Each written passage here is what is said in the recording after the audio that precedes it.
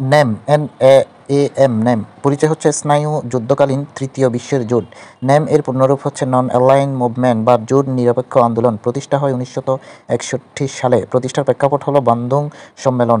স্নায়ু যুদ্ধকালে পুঁজিবাদী দেশগুলো ন্যাটো জোটে এবং সমাজতান্ত্রিক দেশগুলো ওয়ারশো প্যাক্ট জোটে সংঘবদ্ধ হয়ে প্রথম ও দ্বিতীয় বিশ্বযুদ্ধ বা বিশ্ব গড়ে তোলে। ঠিক তখনই 1955 সালের 18 থেকে 24 এপ্রিল ইন্দোনেশিয়ার বান্দুংয়ে 29টি দেশের প্রতিনিধি একটি সম্মেলনে মিলিত হয়ে একটি জোট নিরপেক্ষ আন্দোলন গঠনের চেষ্টা চালায়, আর তার ফলই হলো নেম। সদস্য বর্তমানে 121টি। সর্বশেষ সদস্য দক্ষিণ সুদান, 2024 সাল। বাংলাদেশ সদস্যপদ পায় 1973 সালে আলজিয়ার্সের চতুর্থ সম্মেলনে।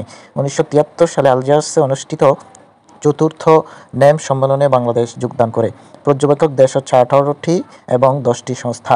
তবে নেমের কোনো সদর দপ্তর নেই, আর জাকার্তায় অনানুষ্ঠানিক সদর দপ্তর আছে।